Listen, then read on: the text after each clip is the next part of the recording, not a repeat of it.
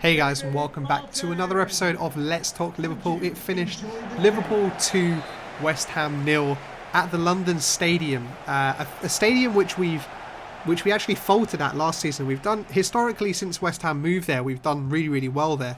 A game where we played in the orange kit really comes to mind, where Oxlade Chamberlain scored a banging goal, and I think we won 4-0 or 4-1 that game.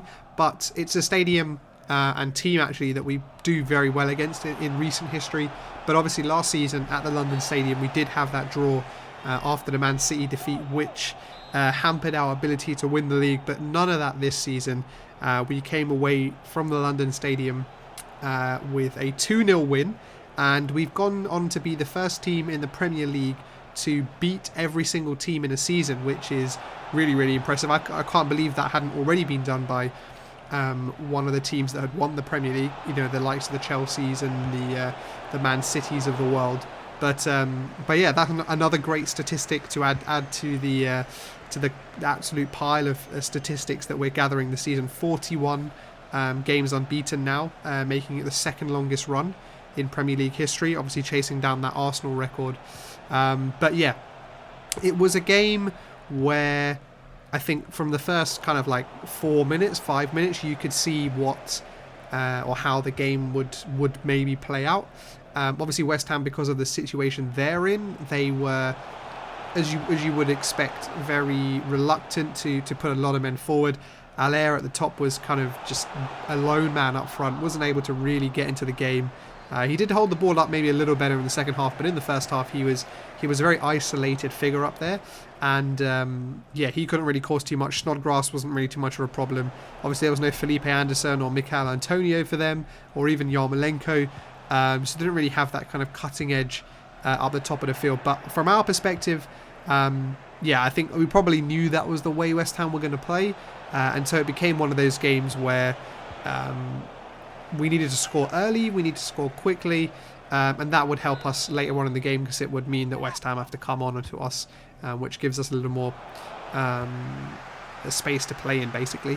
But we did kind of wear them down. Obviously, they had a resolute defence, and so we did have to pass the ball quite a bit, pass and move. The players were really good in terms of not holding on to the ball for too long, making sure we can move the ball left to right, and keeping the defence shifting and on its toes. We did make a couple of chances. Andy Robertson was kind of at the heart of it. West Ham were playing a young right back. I think it was his first Premier League start, and Ngakia. It looks like teams are fancying giving some players their first Premier League starts against us, which is interesting. We saw Tanganga against when we faced Tottenham, and now Ngakia for West Ham. But he was caught out a few times, just kind of switching off and allowing Andy Robertson to get in behind him.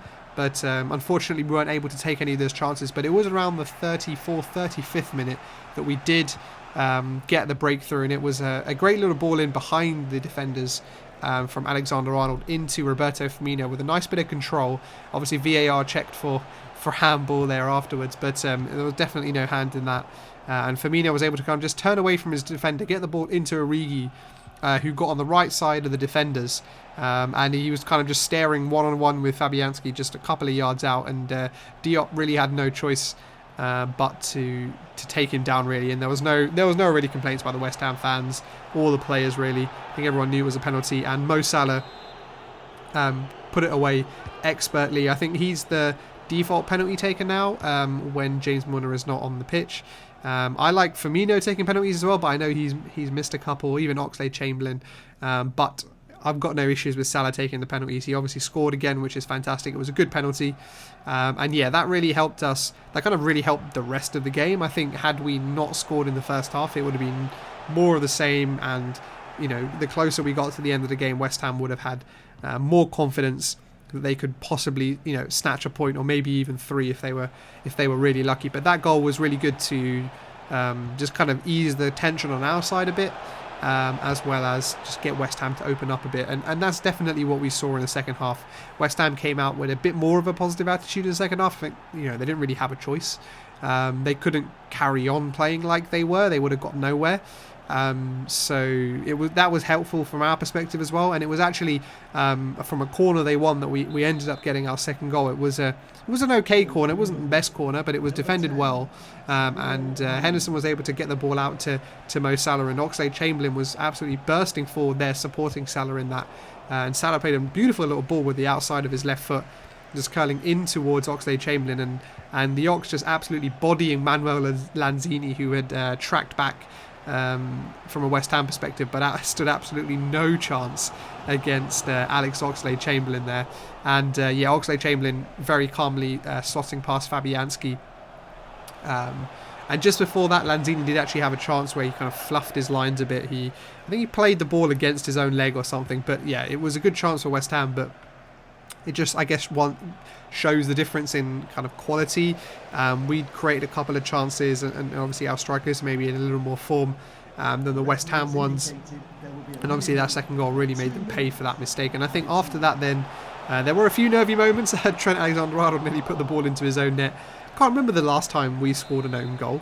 I remember back in the days of obviously Jamie Carragher was quite famous for that. Martin Skirtle, I feel like we used to score a lot of own goals back in those days, but I can't remember the last time we scored an own goal. It's been a long time, but we nearly did with Trent Alexander-Arnold, but luckily for us it came off the post. Alisson did have to make a couple of really good saves as well, most notably from Declan Rice from a free kick. It was bent in nicely and from wide left, and Alisson clawing to his right to get the ball away, and he keeps yet another clean sheet. Obviously the Wolves game was a little bit of an exception. They kind of turned up the volume and the quality, whereas West Ham were kind of tried to turn on the pressure, but didn't really have the quality to beat us or beat Alisson. But yeah, so another clean sheet for him, and I think he must be close to the Golden Glove already. And obviously he missed kind of like 8 to 10 games I think at the beginning of the season when he was out injured, which feels like an absolute eternity ago, but that just is testament to how well the back four have played with him since he's come back. So that was really positive and great to see. I think the other kind of talking points that came out, it felt like a routine win, and it's so amazing that wins like this are now just routine for Liverpool. Before, even just 2-3 seasons ago, games like this were really tough, and we were coming out of these with maybe a draw, or maybe nicking a win or something like that. But the way we are this season, and the way we were towards the end of last season, we're just relentless.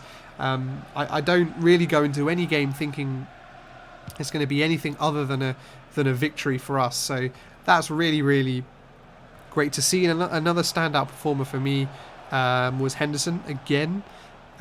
We've seen, since Fabinho's injury, him adapt his role from the start of the season into that more sitting number 6 position, and I actually think it's going to be very difficult for Fabinho to come back into the team. I don't think he helped himself in the Shrewsbury game, and I think obviously Klopp was looking for him to make a really solid performance there, and he possibly maybe even would have started against West Ham, or at least maybe Southampton. But I think because of his performance in that, I think Klopp's unwilling to tinker at the moment, and so I fully expect Henderson to continue against against Southampton,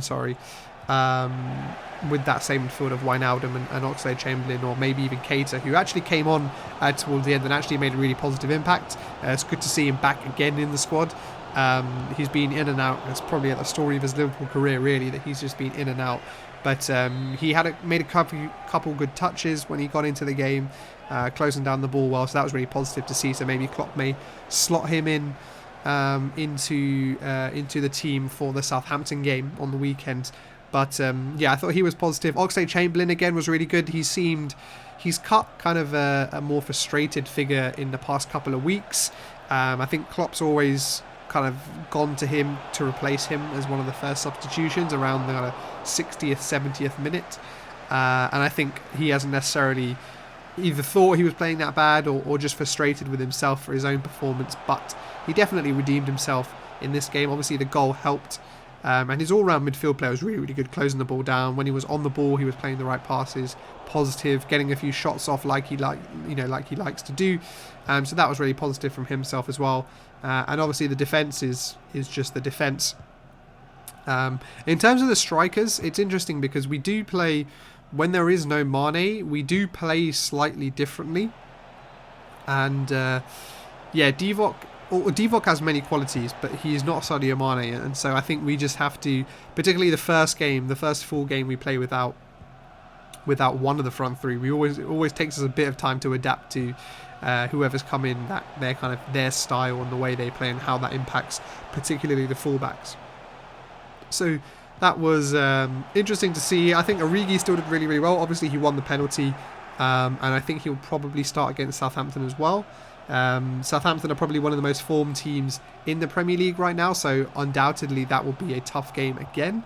And obviously, they're in a battle as well. They're in a relegation battle themselves, and so they'll be trying to clamour any point they can, and taking points off us will definitely help them. So I'm sure they will be up for it. But as Klopp says, his team will be ready to fight, and I'm sure we will. It's kind of a Saturday 3 o'clock kickoff. It's very rare these days that we play on a Saturday at 3 o'clock, I think. So that's really good. And then obviously we go into our winter break, or 2 weeks of break, with the FA Cup replay in between. And it'll be interesting to see how the kids do against Shrewsbury. But what do you guys think of Klopp's kind of decision around the FA Cup? My opinion is, I think he's completely in his right. I think, as he said, the FA said, you've got a break. The Premier League have said you've got a break. We won't schedule games, but then they've just gone and scheduled games. And I read a really interesting article about how one of the reasons why we have all these problems is because we essentially have 3 bodies. We have the PFL, which is the Premier League organisation. We have the EFL, which is the English Football League Association. And then we have the FA as well. And all of these 3 organisations are all trying to pursue their own goals and their own commercial interests and stuff like that. And so that's causing a lot of the scheduling problems that are happening. But let me know what you guys think. If you're watching this on YouTube, let me know in the comments, or get in touch on my Instagram or Twitter with what you think. Is Klopp right or is Klopp wrong? Should he at least be going to the games, or maybe even sending some of his first team players? But that should be an interesting game anyway. Obviously it's not televised, so that's another interesting game to try and watch. But the West Ham game obviously finished well. Next up is Southampton, which, as I said earlier, won't be easy at all. Obviously Danny Ings as well, coming back to Anfield with a point to prove. He's been really, really prolific this season, so it'll be interesting to see what he does. But thank you guys for listening, and I'll catch you on the next episode.